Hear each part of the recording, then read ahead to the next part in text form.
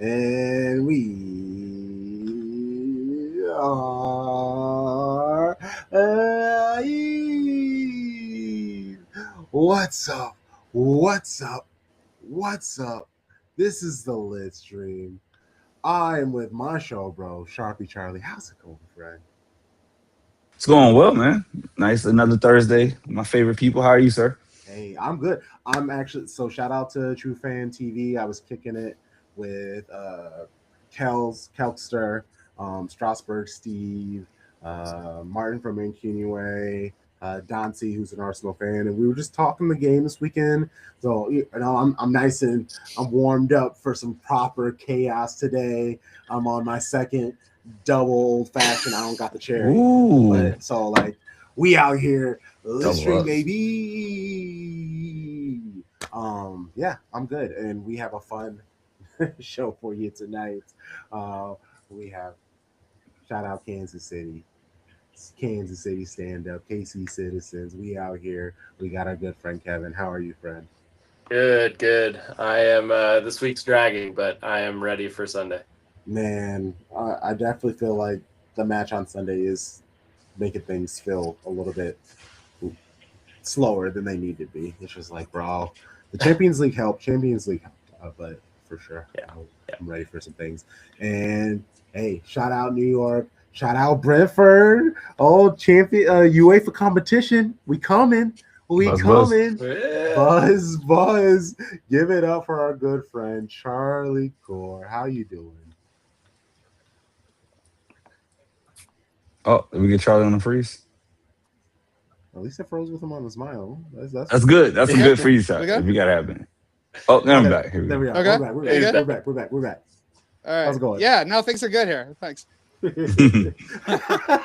and short.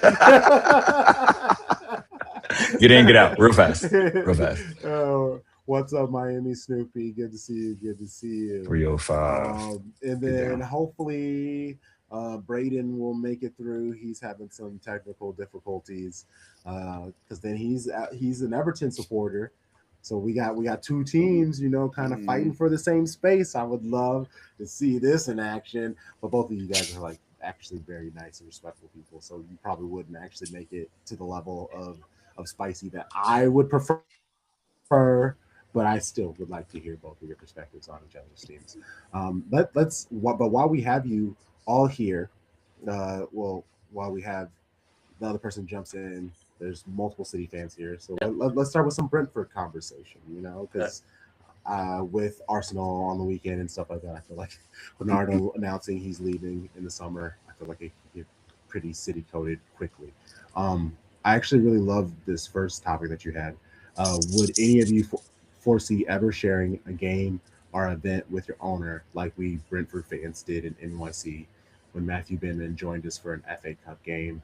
A dynamic relationship that certainly sets us apart from other industries. Like, would a Man City? So I wouldn't like previous Man City players. Like Aguero is always caught somewhere doing watch alongs and stuff like that.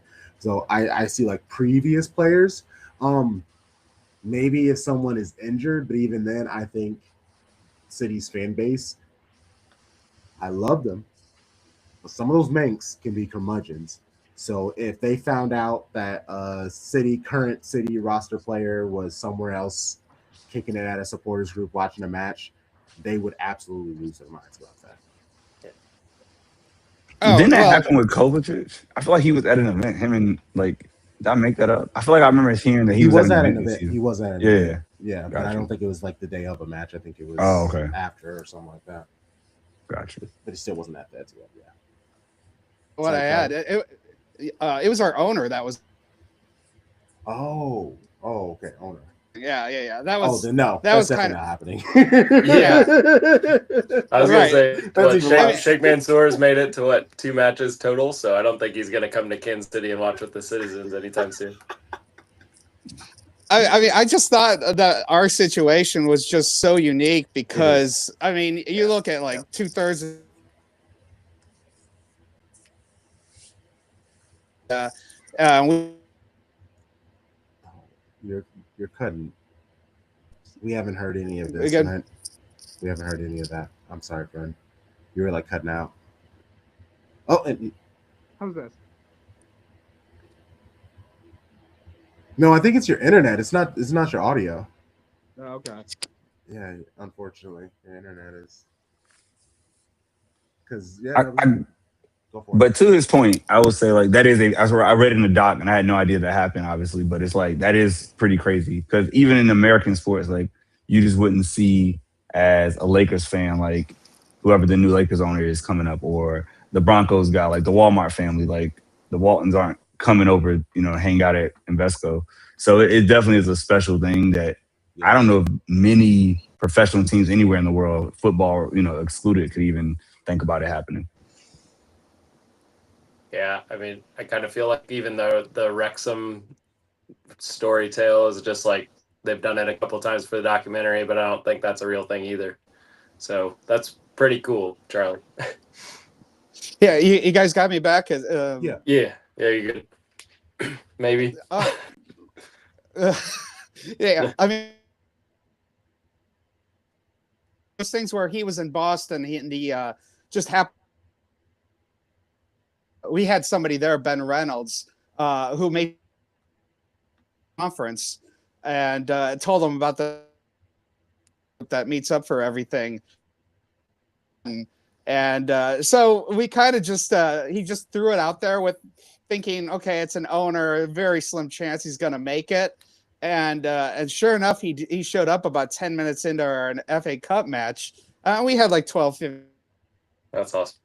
Just hanging out with the owner of Brentford. Now that is one yeah, for sure.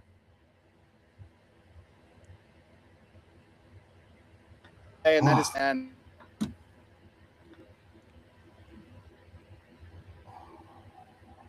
all this this talk of other owners, like and just the. And for us, we just felt so grateful to have something like that.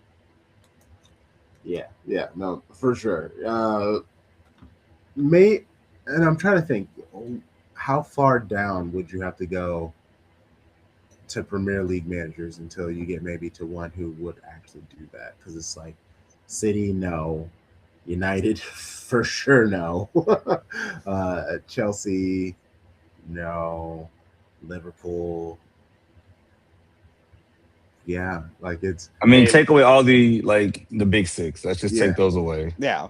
Well, yeah. I was thinking, so like Daniel Farquhar was talking about like a proper pint when Pep said we're drinking fruity drinks during the break, right? Yeah. So maybe he's having busting pints with the Leeds fans, but I doubt it. He might have tried it like once or twice, and then he was just like, "Actually, you guys like drank me under a table. I can't be doing something like that." Yeah, we're definitely gonna get to the game on Sunday for sure. That is a conversation, but that could be something that we'd stick on. Oh, I love that both have Let's Laugh at Spurs. I want to hear your perspective of it, Kevin, because oddly enough, we have the games that we just for some reason tend to lose, and I hate them for the past of what they did to us in them in PGMOL have done to us in just Champions League. Champions League, yeah. Yes. Yeah. But once we won that, that was lifted, all the hate from those previous years, they're gone. I forgot about them.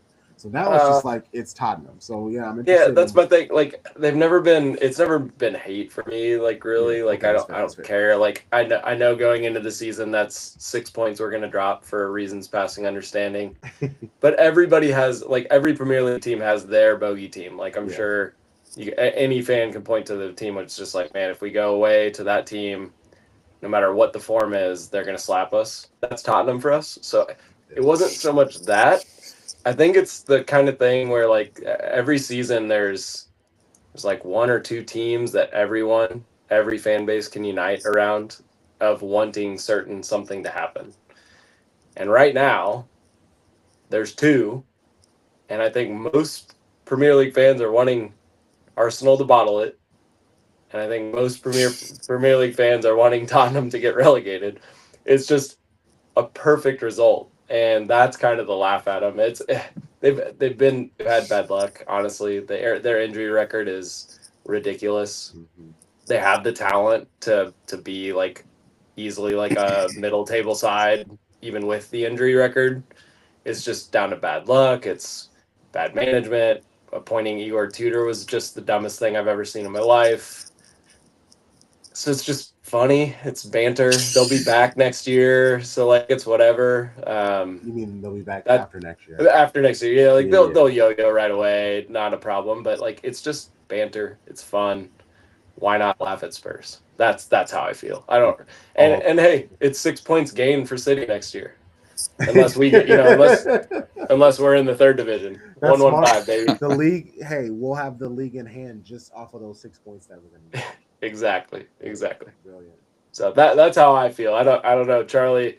You're a little closer to London, so you probably got to deal with some stupid shit.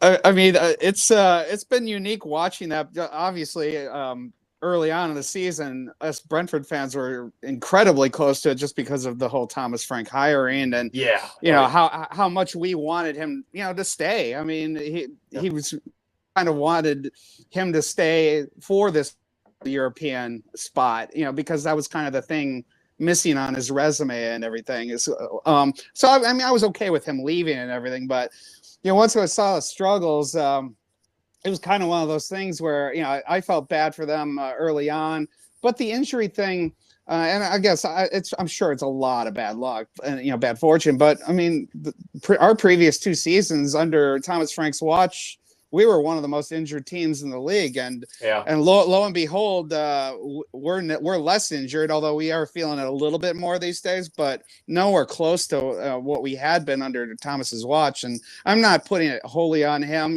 but that was a big thing, and you could kind of feel like some of those elements that we suffered through were going in their own camp.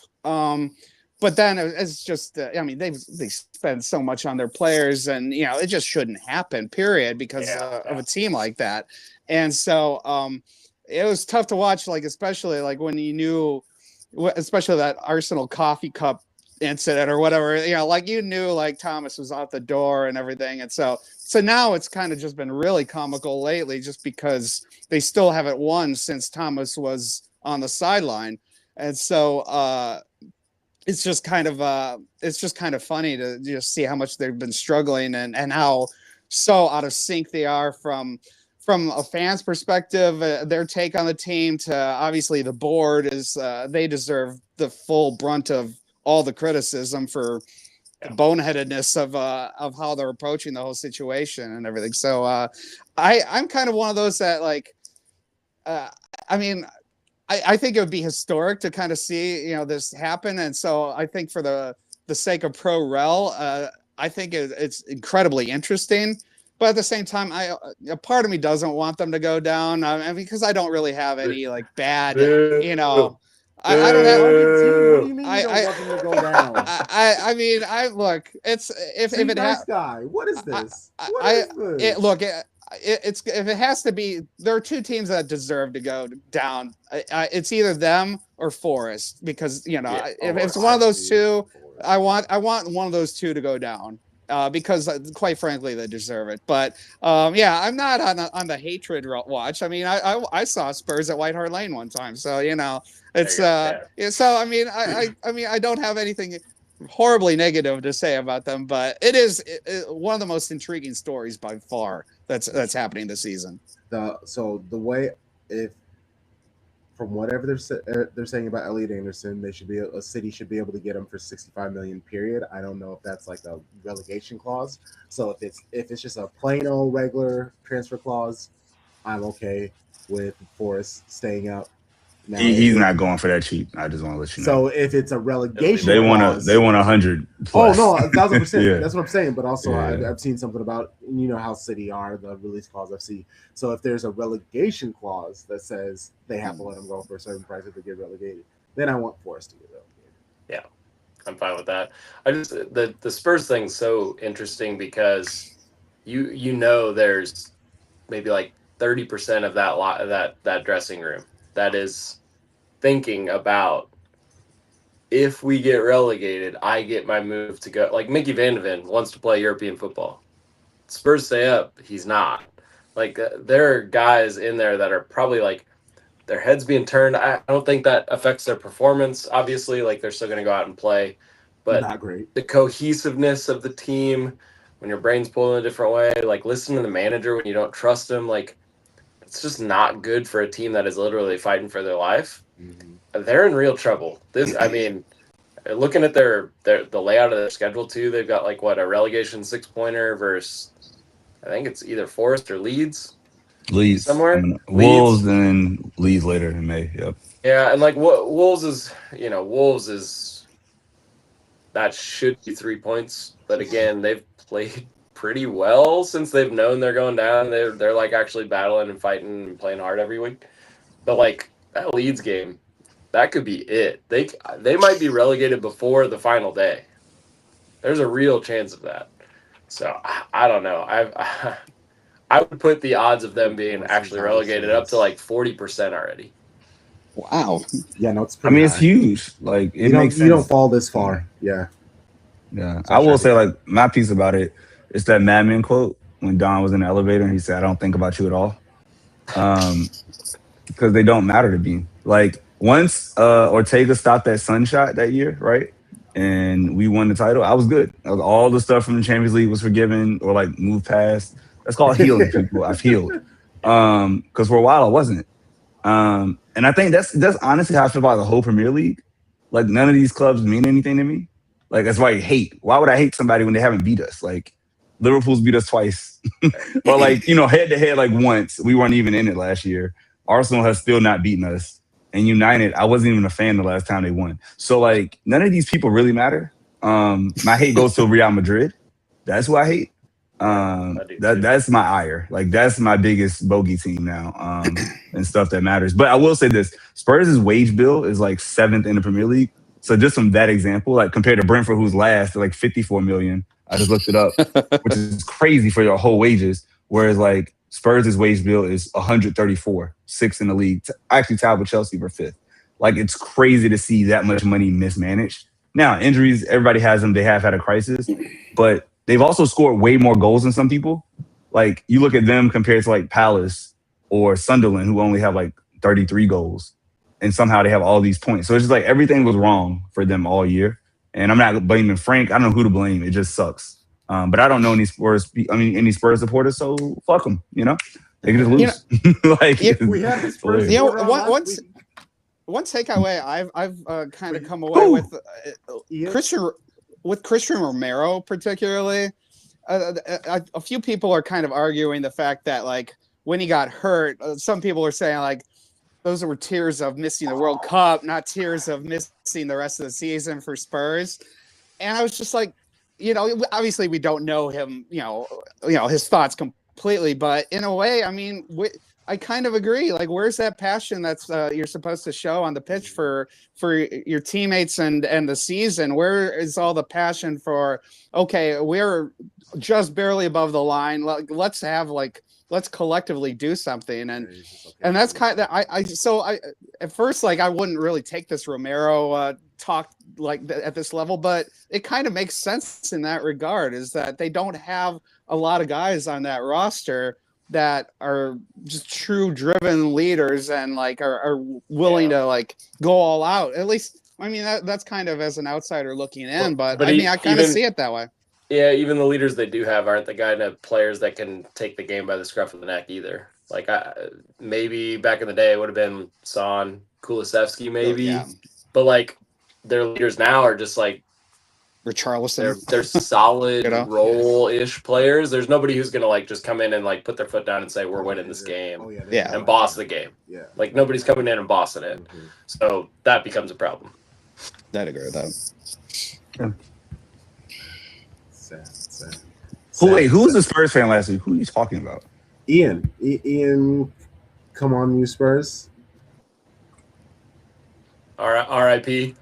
He was just making fun of Tottenham the entire time. Was that last Thursday? Was it? I'm pretty sure that was last Thursday. Was it last week?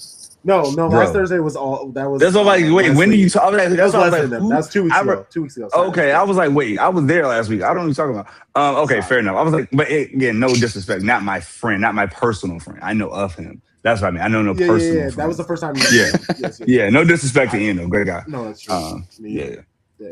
For the record. That's funny. Oh, bad. I was like, damn, who? I know. My bad. I set you up. That's my fault. That's my fault. I'm very. It's very interesting. Because I have really been talking about over the last year or so. We have obviously Thomas Frank. He left, and it did not go well. But there's still Oliver Glasner, who is basically since winter transfer window. We've known he's leaving Crystal Palace. There's Marco Silva at Fulham. There's Ariola at Bournemouth, who has just recently announced that he's not re-signing. There are these managers in the Premier League that have been at a mid-table club for years, and they've been able to prove their worth. Now, how far do they get? Like, who? Like, do they get this next step up? Like, honestly, like, I would be nervous because I totally thought Thomas Frank at Tottenham was going to work. Like, it made so much sense to me, and it just turned out very similar to Real Madrid with Xavi.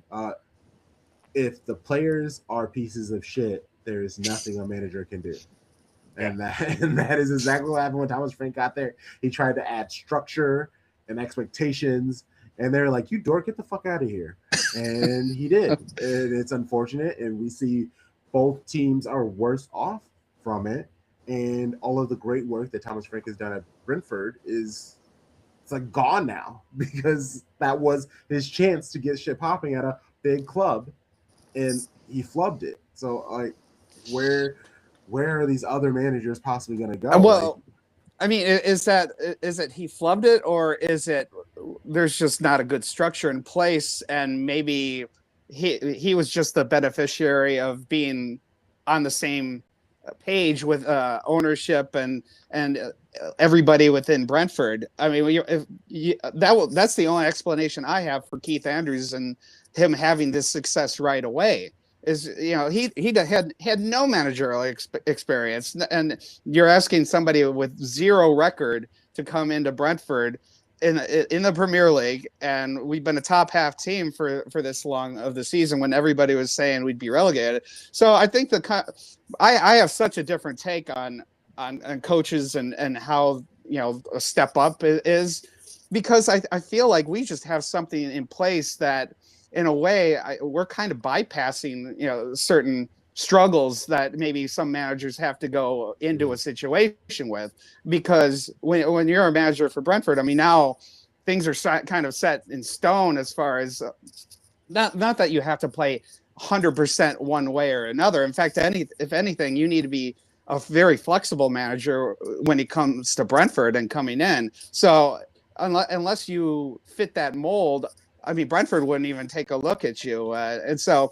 I'm curious actually to see what happens in the next couple of years with Keith, because at some point every manager's like, you're going to want to like take that next step. I mean, the managers are chameleons. Yeah. You can't like set them, you know, keep them still. I mean, they're going to look for that next challenge and everything. So that'll be a kind of a new barometer for me to like have at least some perspective as to like, okay, if Keith wants to test the market, that'll be a better barometer of like seeing like, okay, was it completely our system? Was Keith an absolutely unbelievable coach on his own, and he's doing certain things that behind the scenes that Thomas Frank maybe wasn't doing, and you know, it just didn't work for Spurs? I don't know. So it's kind of an incomplete to me as far as like a perspective of it, but that's kind of the lens that I'm looking through this, and it's just so tough for me to have a different perspective because I'm just not used to you know, the whole coaching situation. Okay, you get the guy with the biggest resume and he's gonna, you know, just it's going to be his stamp, and you know, his way or the highway, and you just do that. So I'm not even like, I can't even really speak to that kind of dynamic. Charlie, was the same structure in place, Frank, too, the new manager, like in terms of like sporting director, stay the same? Like the backroom staff, like any changes with any of that?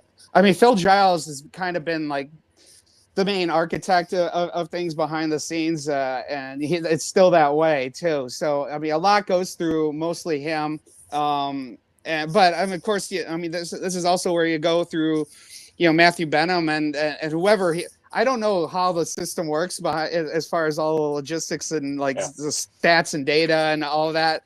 But I mean, whatever Matthew Benham's got in place, I mean, that's going to be there to stay, moving forward. And so it's just kind of working with that dynamic of, they've got certain barometers and stats cohesively working with Phil Giles, who, has his certain say. But then, it seems that Thomas and Keith now had a pretty good dialogue of kind of mingling all that together.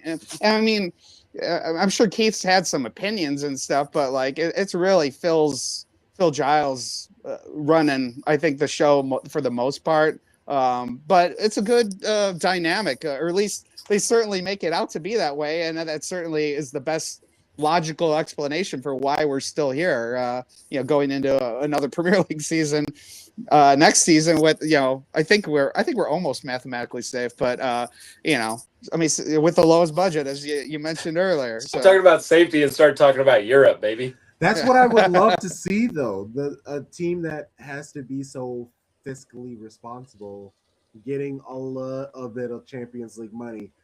What does that do to the head? Because we've seen teams use that money and then not use it well, or hold on to it, and then in both ways messes up your team, and then they end up out of it. So either they have too many players, so there's no real vision on the squad, or you try to run it back with the players that you have, but they are not UEFA competition level players. So what can they do with the scouting department that they already have that obviously knows how to pick a Brentford player out? What do you do with now you have a little bit more money, being able to bring in 2 or 3, 4 players instead of just 1 or 2? That could be better. Or do you try to bring in like 2 good players that and then take a couple of flyers with like a player who costs a little bit of more money, or maybe a young player who costs a little bit more money? I would love to see how they're going to go at this, because I would like to see Brentford take a swing at it. Obviously, with Tottenham out of it, there are some things happening. Chelsea, more and more every week comes out about their financials, and the way that, like, I read an article today that it wouldn't surprise me if by like 2032, 2033, Chelsea legit isn't a football club anymore. Like, it's just the way that they... I know exactly what article you're talking about. Yeah. That looked bad. Like, their debt servicing is going to cost more than their run costs year over year by 2029 or something. Like, private equity people. That's what happened. Exactly. And they kill everything. All those loopholes, and all of these loopholes to like push the money to the future works if your plan goes to plan. And it's not at Chelsea. Everything is failing there. They're not going to be able to profit off of all of these young players that they bought. And so it was a gamble that doesn't seem like it's working.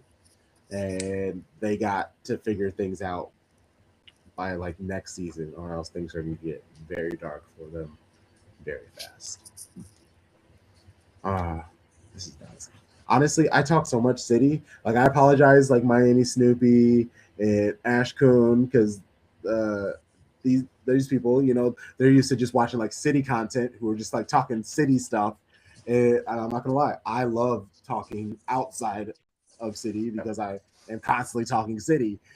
So like hearing about Brentford and all these other clubs, like I love this stuff. But let's get to the City. But actually, back to you, Charlie. As an outsider watching all of this, like how has it been? How entertaining is it? Like, obviously, I'm sure you would. Actually, I'm saying obviously you would laugh at Arsenal, but again, you didn't want to laugh at Tottenham, so I don't know what you want to do. So from the outside, how do you feel about this Arsenal City end of the season going? I mean,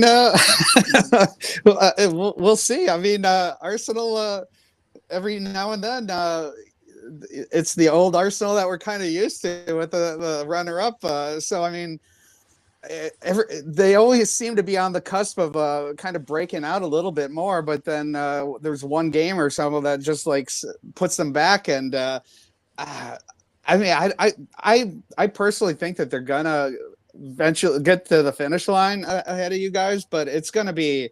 I think it might. I mean, might be one of those like to the final week or two for sure. So I mean, that's exciting. I mean, from that regard, and they've certainly been like one of the more, obviously they've been such a stable commodity within the league, and they're always there, and just getting over that hump. I mean, I think Arteta's going to do it this year.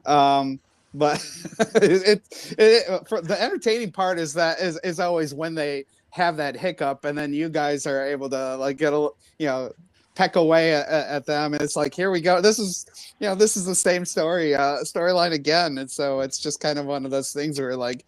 I mean, I'm entertained by it. Well, I'm not in the mix, obviously. It's a lot different, of course, as being from the outside and sort of seeing it, but it makes it entertaining for the final stretch. I mean, that's what the league wants too. But yeah, I think Arsenal's going to make it this time, but but you never know. I mean, it's kind of one of those things where they show the old Arsenal every once in a while. There goes his London bias saying Arsenal are going to win the league. I knew it. Kevin, how are you enjoying all of this? How are we feeling leading up to this match? I mean, your regular amount of nerves, but nothing like too crazy. Like the last 3 matches, like across all competitions, like 2-0 at the Cup against Arsenal, 4-0 against Liverpool, and then 3-0 against Chelsea, eases the nerves quite a bit in terms of performance. Because this is really the first like City run-in years that doesn't feel the same as other City run-in years, where it's like you knew we were going to win every single game until this last little 3-game stretch where we played really well against really quality opponents. This season, it was start-stop all year. And that's, I mean, to Charlie's point, that Arsenal's been like that consistent commodity. They have. Like, I don't think they've hit peaks at all. Like, they haven't really looked like a runaway team, the way that some champions have in the past. But across 38 games, consistency is what matter. And City hasn't shown that. So it's kind of one of those questions where it's like, you don't know that they aren't going to go on one of those patented City runs until they do it. Are we in the midst of it or are we not? And because it's such an unknown, I lean a little towards Charlie as well in terms of just, I think we left it a little too late. The draw against Tottenham and the draw against West Ham probably killed us. There's so many games you can look back on that it's just like, we played, like, honestly, the West Ham and Forest games, we played really well and it's just dropping points. Like, you win either of those, you don't give up the late equalizer against Chelsea at the Etihad, and it's just, we probably run away with this league during a rebuilding year when we have not looked that good. But it's one of those where I feel like we're a year ahead of schedule as is, and the fact that we're scaring the shit out of them is pretty fun. I got my brothers. I know you guys know my brother's a Gooner, and I send him the little side mirror with the right side mirror with the images are closer than they appear with the City emblem in it. I've sent it to him about like 6 times this year, and he texted me. I wish I had written down exactly what he said, but we beat Chelsea on Sunday, and he goes, "Dude, I don't know. I'm shitting myself." That's what he like essentially what he said after the match. He also made fun of our rain kits, which I agree with, but he said something that like, I didn't know the Seattle Seahawks played in the Premier League, and I said, well, they won a Super Bowl and we're about to chase you down. So yeah. Hey, obviously, so I don't know. I'm a fan that's of kind of how I feel, lightning kit, baby. I'm a fan of a storm shirt, so I love the Raisin Shiny Kid. I love it so much. It's You one of act those where like just, those are the same. They're not the same. They are the This same. is decent. To me- the other one is crap. But we won, so it doesn't I'm a matter. tart, But that yeah. shirt is horrible. It's okay. It's okay that City put out a horrible shirt. It just They is. did not. Hey, you know what you have to do though. If we win the league, I'm buying the champions 2026 kit in the rain kit, and I'm wearing it everywhere. I don't care. There's not enough competitions I that love we're in that. for me I to love do that. that. We'd have to win the quadruple, and we're not even eligible. So Oh, we have been here we've been here this season. The reason it feels different this time, we were never playing as good as we are, and they were never playing as bad as they are. That is very fair. Yeah, very fair. And Can I it offer just a feels like counterpoint things real have quick? kind of flipped. Oh, please. So, Kevin, you were talking, and I think this is what City fans, our problem is that like our standard is so high that we ignore when we're doing like, it may not be excellent, but we're still great. And so, like, when you look at 2026, right, the Real Madrid matches throw everything off. Those were our only losses, and they both happened in, Champions League. But before that, we hadn't lost in England since the derby against like United eight in games January. in a row, I think, with Yeah, two or three draws in there. Yeah, like so we were unbeaten, right? It's unbeaten, and like you said, those draws that aren't wins. That's where you don't get the 10 games in a row because of those. But like, I like the way it took a while for Pep to figure out the team, and get healthy at the right places, right? Like when Doku got hurt, that hurt us a lot because he was cooking early in the year, right? The Liverpool match, he cooks them, and then he gets hurt, and then we got to try to figure it out. He makes the mistake of dropping Shirky and not trusting him at the Bernabeu. That kind of throws that part off. But since he's figured it out, man, like I don't see a weakness in our squad.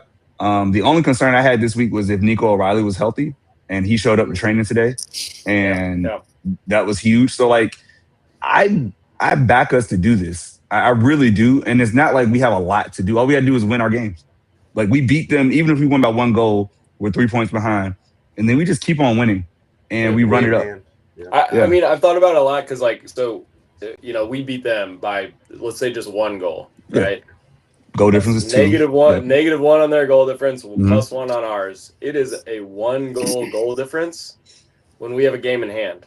I mean, if we win out our games, it is very likely, especially looking at some of the matches we play with an extra game, that we outscore them easily. Yeah, that's there, but again, you're right in the sense that we're kind of comparing ourselves to like some of the greatest teams in England. Like you're talking about Centurions, treble team, like that kind of stuff. You're comparing that mindset where they went on like 19-game unbeaten streaks, like that kind of stuff.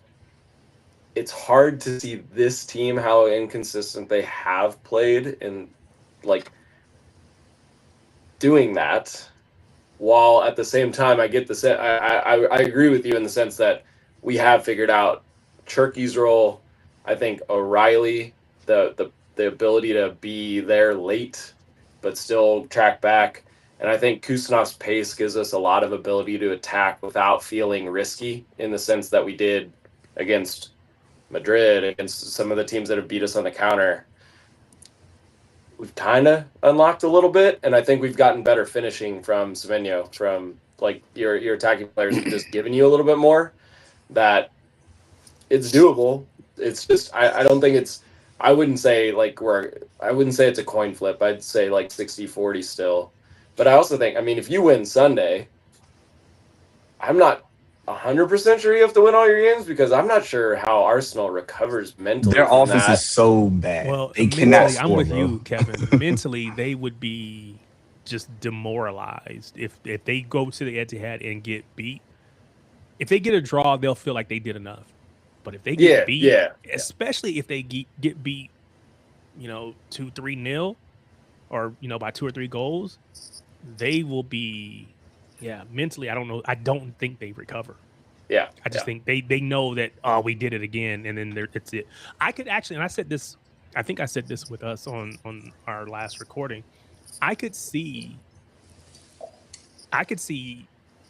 2 yellows, a red for Arsenal player, because I just think mentally or emotionally they're unstable, they're unbalanced, and the wrong thing will just kick somebody off. And they'll be out of the match, and then it'll really go downhill from there. So it'll be interesting because their manager is so emotional, the players become emotional, and let's see what they can do with their, how they ride those emotions in the middle of the match, because there's going to be ups and downs for both teams. So what do they do when they're under the pressure? If we score first, oh my God, it will be over. The camera's just gonna be shaking the entire time. First goal matters so much in this game. It puts so much pressure on them mentally. Mm-hmm. I think a lot has been overmade about the fact that they're like.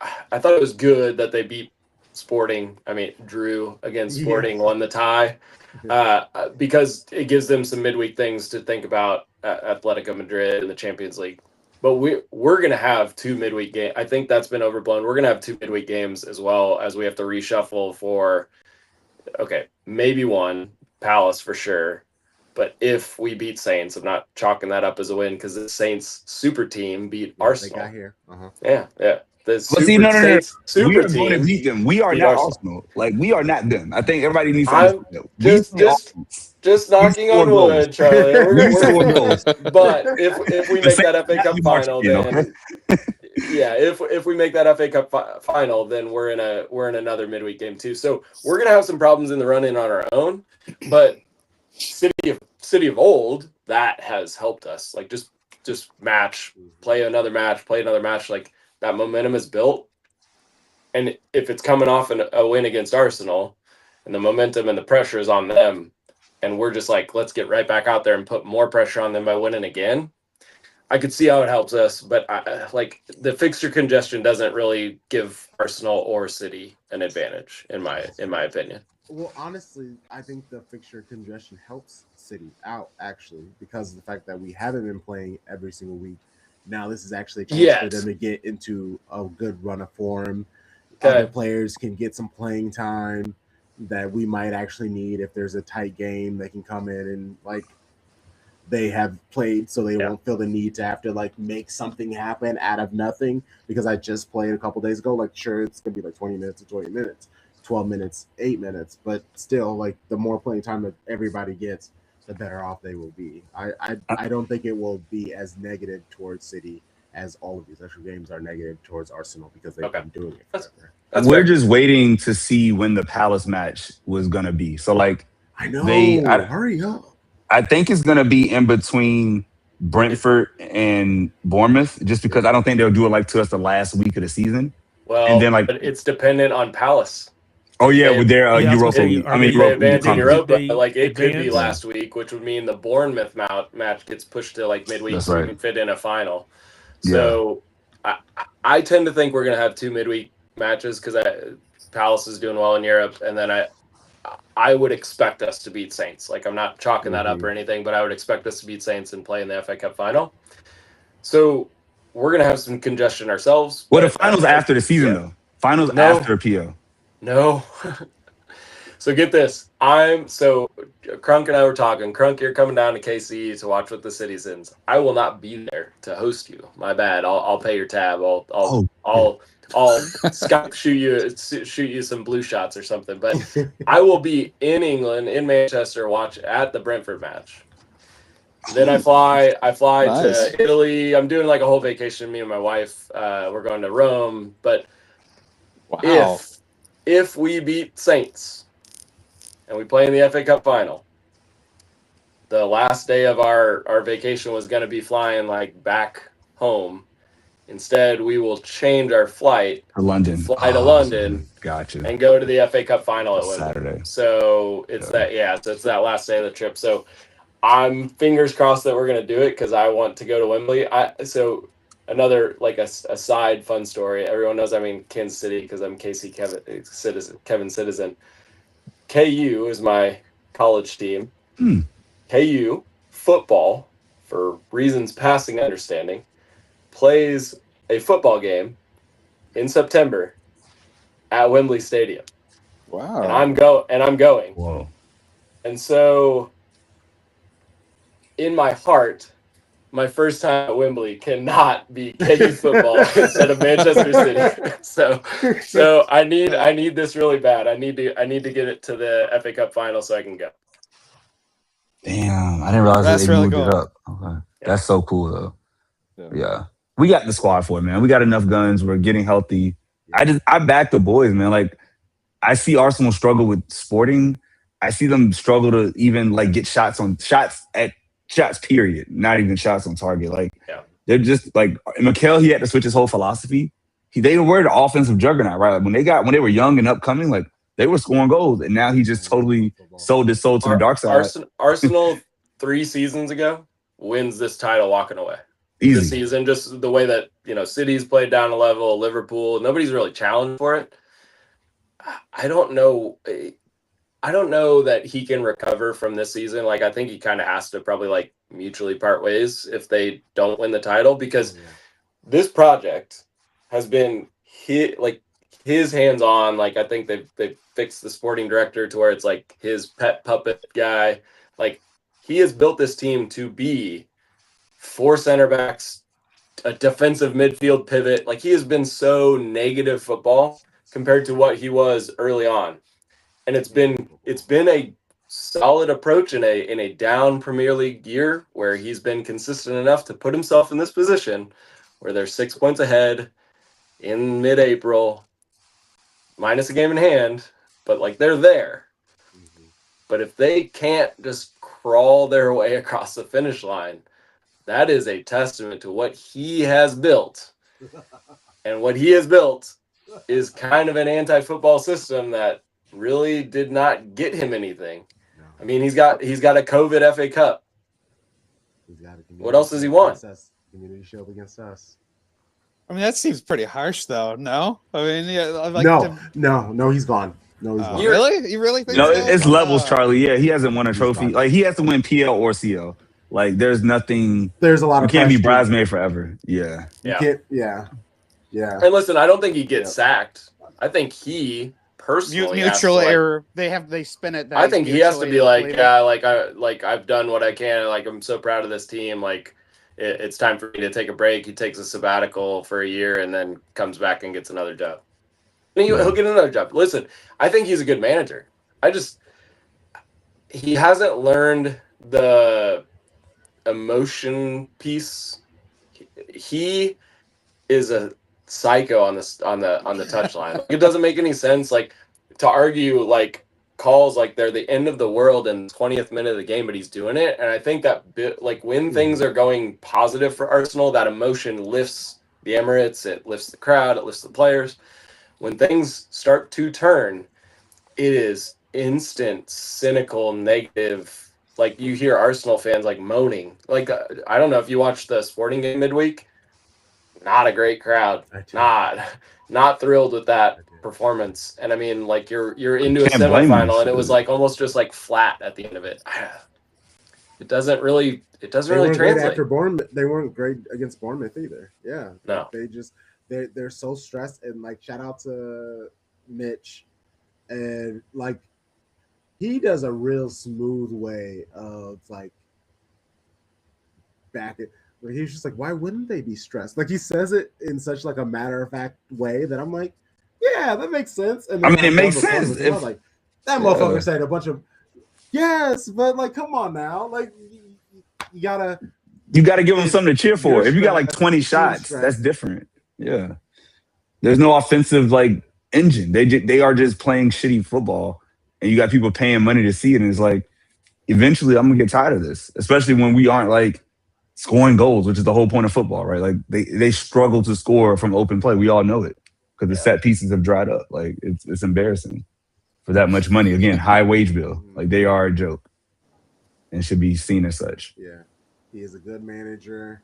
He has a very high floor, but that ceiling ain't much higher. Oh, I like that. That's really what it is. He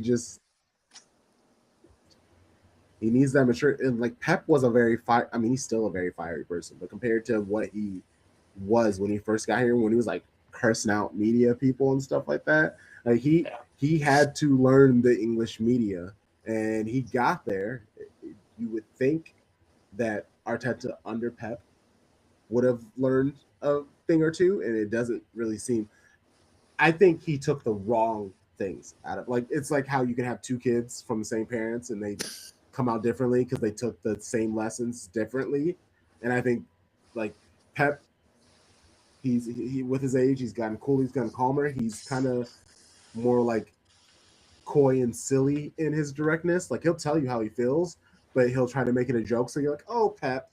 And also I said it, I just put out a post about it, how just like corny Arteta is. Like it's just, I don't think he himself knows how to joke or even like be passive aggressive in the right way. He just is that, like, you just know exactly how he is, and it does not do well for the squad. I mean, Pep has Pep has this kind of aura to him. Like he strikes me as this guy that like intense. You mentioned calm, but he's also he's so focused.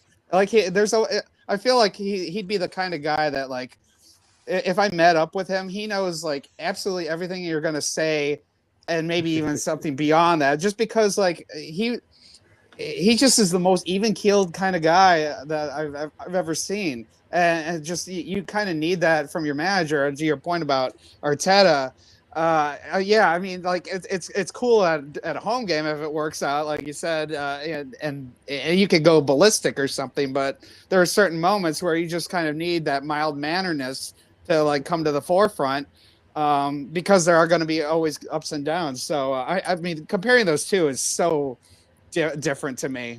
You know, I mean, I think it's kind of, I mean, I don't even think it is a fair comparison. I mean, obviously, even beyond the titles, you know, or seconds, and you know, like taking that away, I just think they're two of the most different managers. But they just happen to be side by side with each other every single season, and so obviously the focal point is going to be on that a little bit more. But you know, you guys talking a little bit, of course, about Arteta, and this might be it or whatever. I feel this is a really tough season to kind of gauge something like that, though, because you look across the board with the table, like everybody's had a lull of some sort. Like when we beat Liverpool, like, you know, it was just kind of like, oh, things are just completely, you know, I mean, they finally are kind of working their way back in. But I feel like every single team, or at least, you know, honestly, from the top 2/3 of the league they've had certain runs, and then there are certain lulls, and this has just been a really different season, at least from my perspective. Just because you're just seeing. I can't believe like there's actual parity in this league for once. And you know, it used to be just like, okay, you've got these 2-3, then a big gap, then another gap.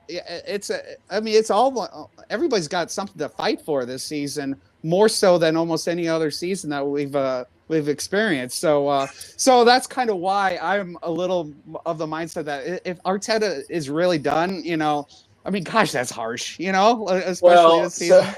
So Charlie, where I disagree with you a little bit is the fact that I think everybody who's had highs and lows, that lull, they've overcome their hump. Whether that be a team that made Europe for the first time, that was their hump that they got over. So if they had a lull after that, they made it. Okay. Like Liverpool, lull, finished 5th out of Champions League, had to play Conference League, but then guess what? They won the title. Like, right. Constantly being a bridesmaid, like never went, like never. I don't even think it's just like the second. Like the seconds are actually really impressive based on like how this year, not so much. I don't think if they finish second this year, that is a disaster. Yeah, this league has not been impressive. This has been from the a one top year. level, right? I think there's been stability throughout, but top level, that's not been there. But to be that consistently right there is good.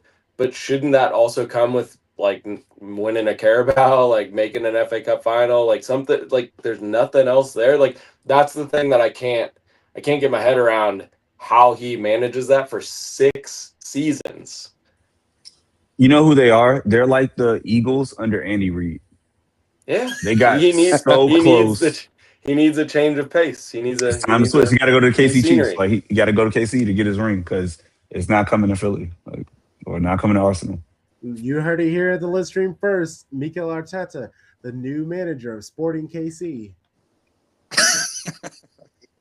I mean, I don't know if you guys saw, but we got knocked out of the Open Cup to Colorado Springs. They have like a nickname. I forgot already that I want to. Switchbacks. The Switchbacks. Yeah. Yeah. No comment. We do have new ownership. So one of the minority owners bought out the rest of the team. He's much richer than the Cerner guys that owned it before, and they had kind of let it wither on the vine a little bit for the last 4 or 5 years. And so I'm excited where the team can go, but it's going to be pretty painful watching Sporting Kansas City this year and probably next. But next year's that little short, weird MLS season while they switch the schedules. Yeah. So I don't have to worry about it too much.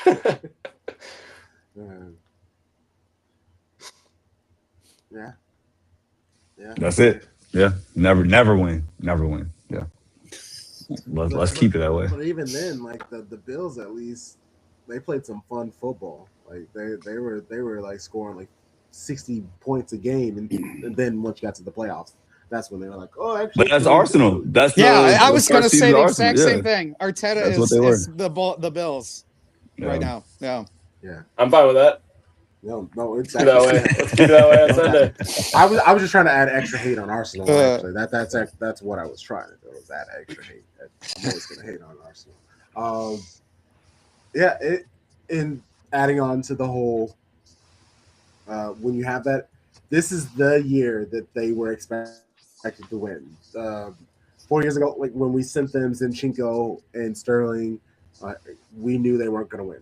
Like that's why we sent them there. Those were players weren't good enough for us.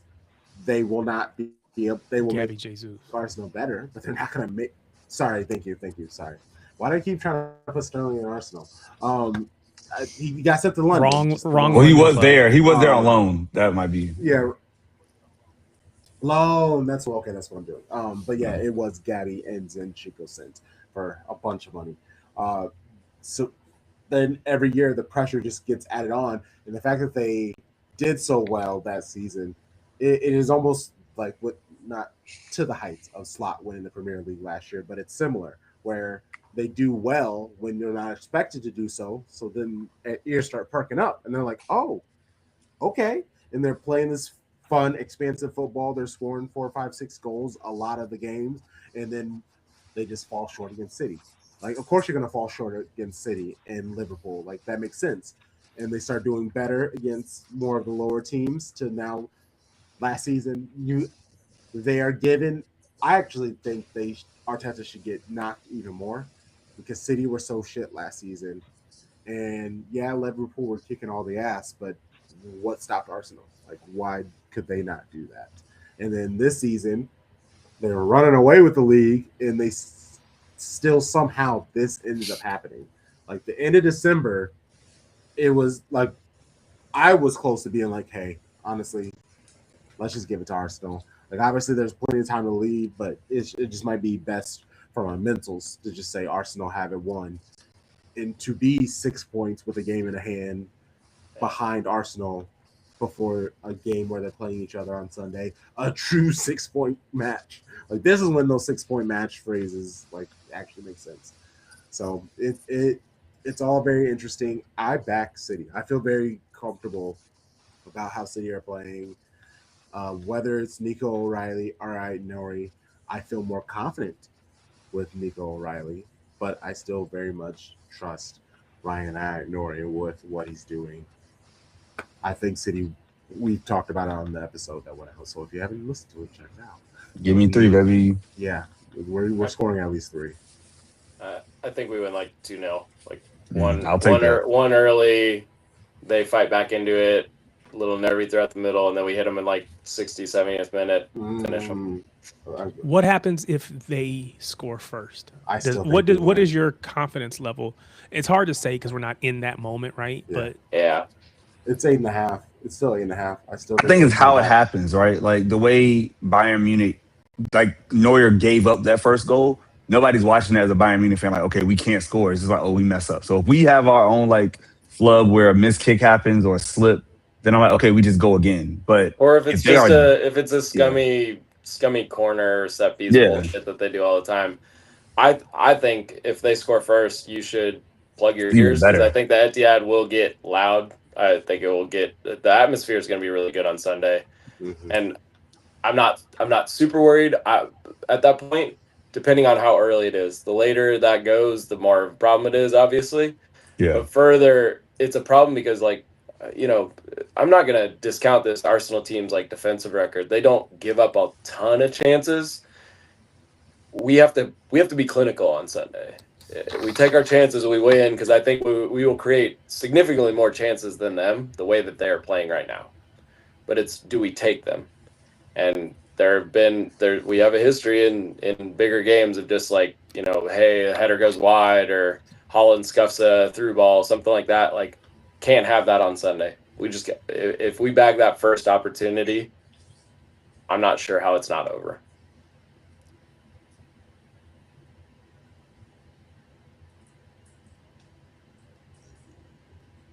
Okay. Let's see. Okay.